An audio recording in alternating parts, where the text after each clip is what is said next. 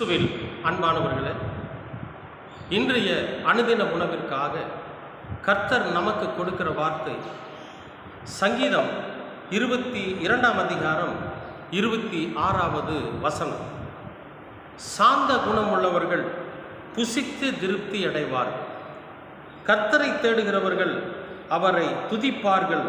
உங்கள் இருதயம் என்றென்றைக்கும் வாழும். சாந்த குணமுள்ளவர்கள் புசித்து திருப்தி அடைவார்கள்.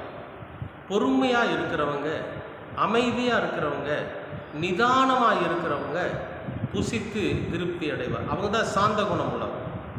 சாந்த குணம் உள்ளவர்கள் எப்பொழுதுமே பதற மாட்டாங்க, எப்பொழுதும் கோபப்பட மாட்டாங்க, எப்பொழுதும் என்ன மற்றவர்களுக்கு விரோதமாக எழும்ப மாட்டாங்க. ஏன் அப்படின்னா, யார் எதை செஞ்சாலும் சரி பார்த்துக்கலாம், கடவுள் அவர்களை பார்த்து கொள்வார். நாம் கடவுள்கிட்ட ஒப்படைச்சிட்டு, கடவுளே நீங்களே அவங்கள பார்த்துக்குங்க, எனக்கு விரோதமாக எழும்புகிறாங்க, எனக்கு எதிராக துன்மார்க்கமான காரியத்தை செய்கிறாங்க, அதனால் ஆண்டவரே நீங்களே பார்த்துக்குங்கன்னு சொல்லி கர்த்தரோட சமூகத்தில் ஒப்படைச்சிட்டு, இவங்க எந்த விதமான தப்போ தவறோ பண்ணாமல் அமைதியாக பொறுமையாக இருப்பாங்க. அவங்க புசித்து திருப்தி ஆவார். நல்லா சாப்பிட்டுட்டு ஆரோக்கியமாக இருப்பாங்க. ஏன்னா சஞ்சலம் இருக்காது, கோபம் இருக்காது, வைராக்கியம் இருக்காது, அந்த மனசுக்குள்ளே பார்த்திங்கன்னா ஒரு வஞ்சனை இருக்காது. இதெல்லாம் எதுவும் இருக்காது. அது இல்லைனாவே நல்ல ஆரோக்கியம் இருக்கும். இப்போ சாதாரணமாக நல்லா சாப்பிட்டு ஆரோக்கியமாக இருக்கிறவனை பார்த்து என்ன சொல்லுவாங்க, அவன் வஞ்சனை இல்லாமல் இருக்கிறான், அதனால தான் அவனோட ஆரோக்கியமாக இருக்கிறான்னு சொல்லுவாங்க. அப்போ நம்ம மனசு ஆரோக்கியமாக இருக்கணும், வஞ்சனை இல்லாமல் இருக்கணும்னா நம்ம சாந்த குணம் உள்ளவர்களாக இருக்கணும். இயேசு கிறிஸ்து பார்த்திங்கன்னா சாந்த குணம் உள்ளவராக இருந்தார்.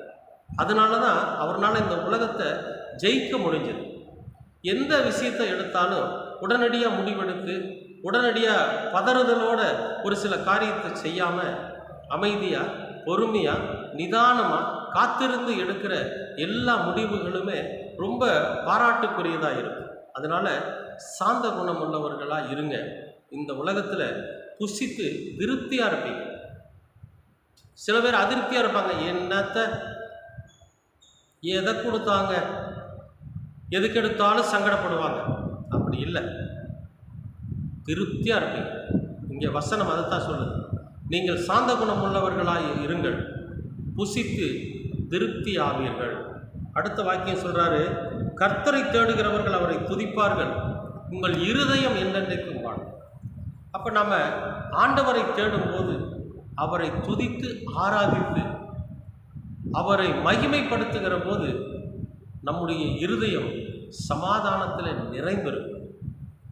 அவரை சத்தம் போட்டு பாட்டு பாடி கரங்களை தட்டி அவர் செய்த நன்மைகளை சொல்லி நாம் இயேசு கிறிஸ்துவை மகிமைப்படுத்துகிற போது நம்முடைய இருதயம் என்றென்றைக்கும் வாடும். அதாவது எந்த விதமான பிரச்சனையும் இல்லாமல், எந்த விதமான நோய் நொடி இல்லாமல் சந்தோஷமாக வாடும்.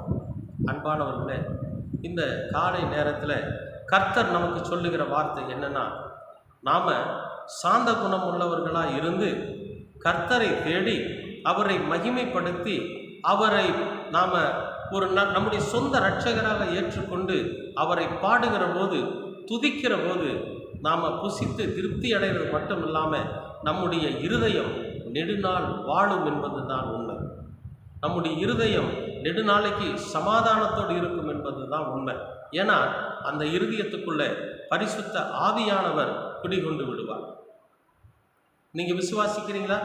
நீங்கள் சாந்த குணம் உள்ளவர்களாக இருப்பீங்களா? இருக்கணும். அப்போ தான் எல்லா நன்மைகளையும் நாம் புசிக்க முடியும், ருசிக்க முடியும். அன்பின் பரலோக பிதாவே, உமக்கு ஸ்தோத்திரம். நல்லதொரு காலை பொழுதிற்காக நன்றி. நாங்கள் சாந்த குணம் உள்ளவர்களாக உம்மை தேடி துதித்து எங்கள் இருதயத்தில் முழுமையாய் உங்களை உள்வாங்கிக் கொள்ள நீர் கிருபை பாராட்டு. ஒவ்வொரு நாளும் உம்முடைய கரத்திலிருந்து நாங்கள் நன்மையை பெற்றுக்கொள்ள நீர் தயவு பாராட்டு. இயேசு கிறிஸ்துவின் வழியாக கேட்கிறோம் நல்ல பிதாவே. ஆமென், ஆமென்.